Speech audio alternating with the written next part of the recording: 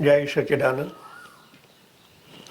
जब हम अपना ध्यान समय के अत्यंत छोटे टुकड़े क्षण में जमाते हैं, तभी संसार की सही स्थिति का निरीक्षण कर सकते हैं। पातंजलि योग दर्शन 3 अध्याय 52वां श्लोक। ये प्रैक्टिकल जब हरिद्वार में शिविर होती है तो मैं अणु पर ध्यान करवाता हूँ।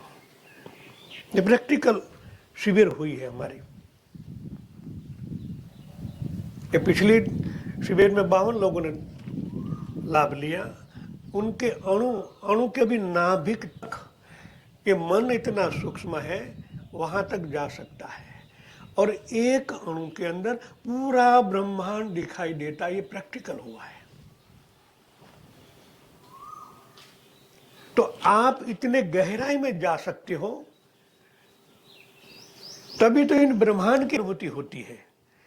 योग दर्शन में लिखा है कि जब आप अपना ध्यान समय के अत्यंत छोटे टुकड़े क्षण, हम कहते हैं कितने क्षण विधि,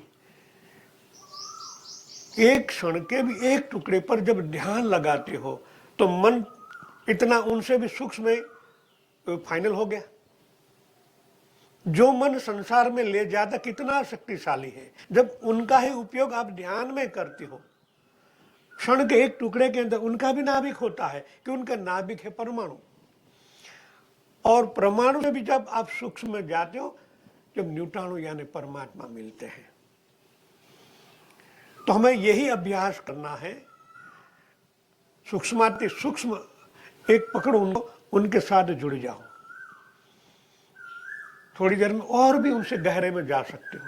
मैं तो ये प्रैक्टिकल करवाया है, और साधक वहां भी ब्रह्मांड की गतिविधि देख पाता है। तो हमारा परमात्मा कितना सूक्ष्माति सूक्ष्म है और हम उनको स्थूल पकड़े हुए हैं।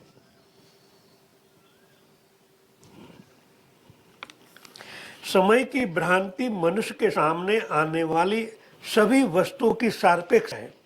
भौतिक पदार्थ साधारणतया कोई अपरिवर्तन अबसल्यूट मूल्य की नहीं रखते, वरन चुने गए प्रसंग के अनुसार आप जिसे मिट्टी कहते हो, यदि उसे आप किसी रसायनज्ञ के पास ले जाओ तो वह उसे ढीले का रासायनिक विश्लेषण केमिकल एनालिसिस करेगा और बताएगा कि इसमें इतना भाग धातु के कण, इतना भाग नमक, इतना भाग पानी और अमुक अमुक गैसों से समूल कण।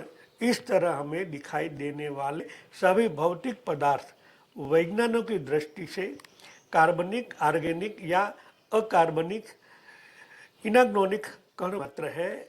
इससे सारा संसार बना है।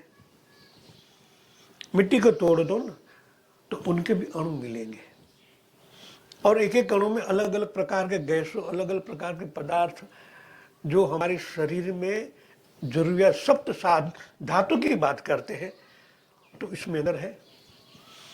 तो वैज्ञानिक विश्लेषण करते हैं तब मालूम पड़ता है कि इनके अंदर है। माटी के डिब्बे को देखोगे नहीं दिखाई देगा, जब इनका विश्लेषण होता है तभी दिखाई देता है। तो वो है, तो उनका बनाने वाला कितना सूक्ष्म होगा। उनके संतान है, तभी तो आप इतनी गहराई से देख पाते हो। वैज्ञानिक भी आदमी है, मानव है, हमारे जैसा ही है, वो देख पाता है। उनकी छठी इंद्रिय जागृत हुई है। हमको भी भगवान ने दिया है, हम भी सूक्ष्म बन सकते हैं, प्रयत्न करना पड़ता है। हम जब तक अपने स्थूल रूप से देखते हैं तब तक संसार की स्थूलता दृष्टिगोचर होती है, लेकिन यहाँ भी किसी प्रकार की सत्यता नहीं है। प्रत्येक परमाणु संसारमय है और हर परमाणु की रचना एक बड़े पूरे संसार जैसी है। उसमें पूरे के पूरे संसार के दर्शन कर सकते हैं, और उस पर भी मस्तिष्क सतर्कता बैठा हुआ होता है।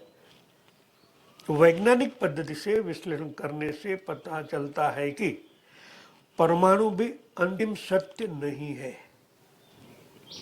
वह और भी सूक्ष्म आवेशों इलेक्ट्रॉन, प्रोटॉन, प्राजिटॉन और न्यूट्रॉन से बना होता है। यूं समझाने के लिए इन्हें बिंदु के रूप में दिखाई जाता है, किंतु इलेक्ट्रॉन पदार्थ नहीं, तरंग रूप वेविकल्स शेप में है।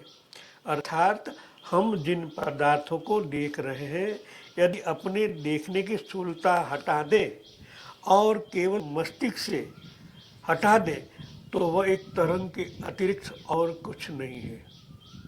अर्थात हम जिस संसार को स्थूल रूप में देख रहे हैं वो हमारी दृष्टि दोष है। क्वांटम सिद्धांत थ्योरी ऑफ लाइट क्वांटम के अनुसार जो वस्तु कण के रूप में है वह उसी प्रकार से तरंग के रूप में भी है। साधारण अवस्था में हम उसे ठीक तरंग रूप में नहीं देख पाते। उनका और कोई कारण नहीं, हमारे मस्तिष्क का पदार्थ से बंधे रहना मात्र है। इनका कारण हमारे मस्तिष्क में जो धारणा है हमने बना ली है। अभी आंखों से आप देख रहे हो तो स्थूल दिख रहा है। ध्यान की पराकाष्ठा में सूक्ष्म भी होता है, क्योंकि वाइब्रेशन से आप सूक्ष्म को पकड़ सकते हो। जो ये आंखों से दिखाई नहीं देता फिर भी आता है वाइब्रेशन। अनुभव हुआ ना कि वाइब्रेशन है, और इन वाइब्रेशन के जरिए आप चेंज भी करते हो। तो ये तो बंधन हमारा मस्तिष्क का, ये हमारी धारणाओं का है जो हमने बनाई हुई है, जो हमने संसार से प्राप्त की है, जो हमारे सगे संबंधी ने जो धारणाएं हमें बना के दी है उसको ही हमने पकड़ रखा है। इस धारणा को हटा दोगे तो आप सूक्ष्म जगत में प्रवेश कर पाओगे। पहले तो उस धारणा को हटाना पड़ेगा। जो ज्ञान है अज्ञान से रूप में है उस सबको हटा दो, तब आप उसी सत्यता को पकड़ पाओगे।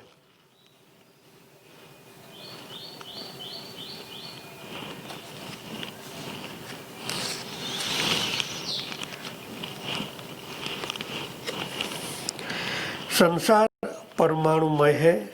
परमाणुओं के मिलने से पदार्थ बनते हैं। हजारों खरबों के परमाणु जब एक होते हैं तब परमाणु बनते हैं, क्योंकि परमाणु के अंदर हर प्रकार की विशिष्टताएं हैं। और पदार्थ से मिलकर स्थान, देश और ब्रह्मांड बने। इस ब्रह्मांड को ही हम पदार्थों के रूप में खाते हैं। जो मिट्टी से अनाज पैदा होता है उनको हम खाते तो है ना। वो कैस कहाँ बने हैं? इसी भूमि में बने हैं, उसी पंच तत्वों से बने हैं। तो पदार्थ हुए, उनको हम खाते हैं, पहनते हैं। रुई बने, रुई से तार बना और तार से हम कपड़े पहनते हैं। कहाँ से आया? तो वहां से तो आया।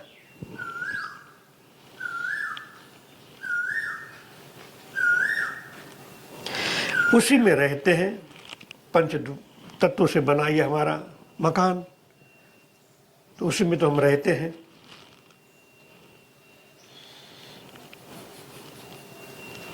हमारा शरीर भी तो पदार्थ या परमाणु से बना है। यह भी एक प्रकार का ब्रह्मांड ही है। आइंस्टाइन के संभवतः शरीर रूपी पदार्थ जगत स्पेस एक मस्तिष्क सतर्कता होने से विश्वास स्वरूप अपना यह मत व्यक्त किया था कि प्रत्येक ब्रह्मांड को एक सतर्कता, एक सेंटीमेंट नियंत्रण करती है। अर्थात पृथ्वी की या प्रत्येक ग्रह नक्षत्र की अपनी एक स्वतंत्रता, चेतना, अहम भाव है, और वह मनुष्य के समान ही गणितीय आधार पर हिंदी मैथमेटिक वे काम करती रहती है। अर्थात संसार मस्तिष्क द्वारा पदार्थों की रचना के अतिरिक्त और कुछ नहीं है। जब ये ब्रह्मणा है, ये अज्ञानता हमारे अंधकरण, हमारे मस्तिष्क से निकल जाता है, तब आप स्वयं परमात्मा बन जाते हो। जय सच्चिदानंद।